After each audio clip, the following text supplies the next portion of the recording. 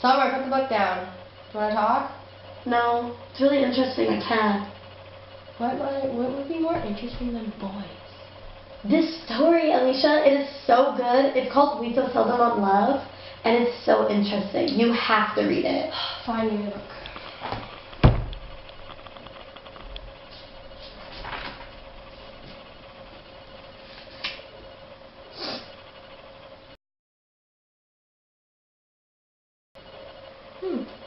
It's really interesting. Yeah, see, I told you.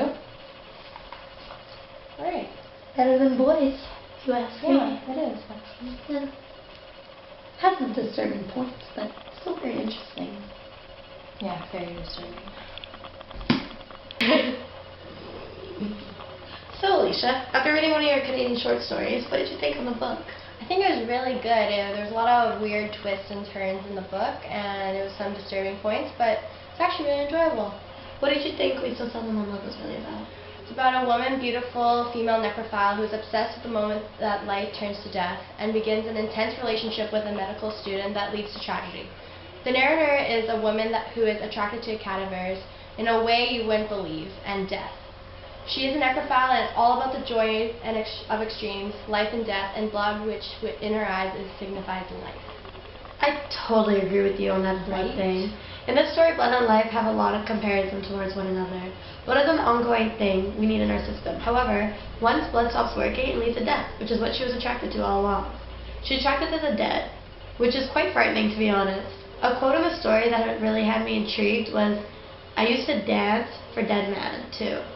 Before I climbed on top of them, I danced all around the prep room." As incredibly disturbing as it was, the structure and twist in this, in We So Seldom on Love, We So Seldom Look on Love, study, make you feel uncomfortable, but somewhat in a good way. The setting takes place in a small town in New Jersey. Her home was located near woods, which she would start her joys of extremes. The setting had given a lot of imagery which makes you wonder. Maybe it was the things that had surrounded her that had given her the joy of beginnings and ends. The setting had driven the influence of the plot because it had showed her from past to present day. It had shown the disturbing ideas she had as a child, and as she grew, she had gotten more into the life turns to death situations. She was wise and naive at the same time. She had brought into a theme due to the years of growing up.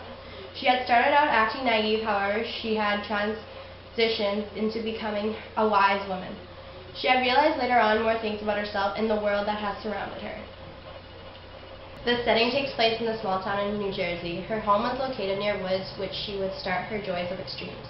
The setting had given a lot of imagery which makes you wonder. Maybe it was the things that had surrounded her that had given her the joy of beginnings and ends. The setting had driven the influence of the plot because it had showed her from past to present day. It had shown the disturbing ideas she had as a child, and she grew up, she had gotten more into the life turns to death situations. Did you find anything like that? Yeah, Anything to do with that? actually. In the book, she says whenever she found a body, usually a mouse or a bird, I took it into my bedroom and hid it until midnight. What? Ew, that's horrible. It is kind of gross. But she was a wise and naive at the same time. This had brought into a theme due to her years of growing up. She had started out acting naive, however, she had transitioned into becoming a wise woman. She had realized later on more things about herself and the world that has surrounded her. That was deep. Yeah, I know. The narrator gives you this feeling where you want to laugh and gag at the same time. She recognized her time as a child and through her adulthood. She truly did not have any sort of grasp on the fact that there was anything wrong with her. She did not realize the misbehavior she had and that things were getting too dark and forbidden. Robert Gowdy made his collection in 1992, and it was written after the World Wars and peace. I feel as if she was trying to give the message of enjoying life day by day. Maybe the significance of blood had given her the idea of beginning and ends because of the wars and peace making throughout the years with the alliances. That's a good point. Thank you. The author described the main character as a stereotype who had it all, but in the inside, it was not that. She talks to you like someone is trying real hard to control what they reveal, but is too unsure of where they are on the scale of human being. The author described the main character as a stereotype who had it all, but in the inside, it was not that. She talks to you like someone is trying real hard to control what they reveal, but is too unsure of where they are on the scale of human being. In my opinion, the author, Barbara Gowdy, was a writer who had a huge imagination. She thought outside of the box.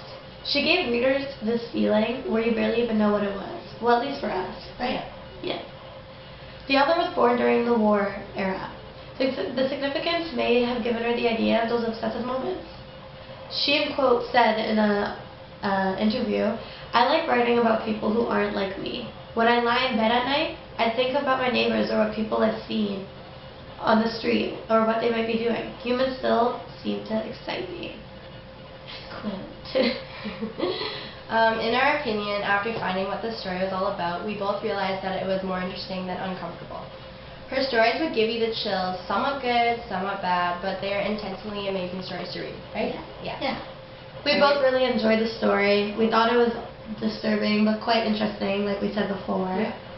I do recommend it, though. It's really good. Choose it. Yes. Or any other books you have. For the win. So we want you to read it and answer these questions, because these questions are running through our minds. What did you think it was about? Did you think it was really about love? Was it just her sick way of showing it? Seldom means not often. The title basically says we look often on love. What does that mean to you? That we depend on love to help our behavior? We feel that love is something that can be shown in many different ways. As you see from this story, as disturbing as it was, it still showed love. So please, read it and let us know your thoughts. Subscribe. Like. Read it. It's really good. Comment. Read it. Down below. Holla at us. Holla. Goodbye!